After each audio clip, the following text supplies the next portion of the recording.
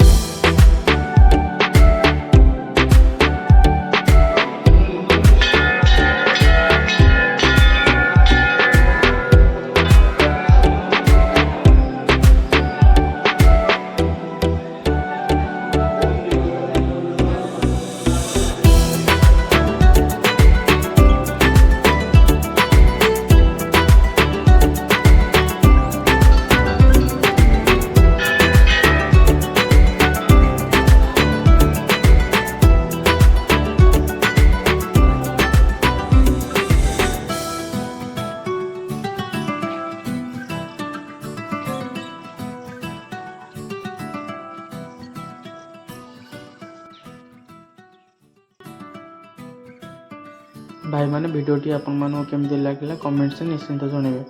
रोचे नमस्कार, जय जगन्नाथ।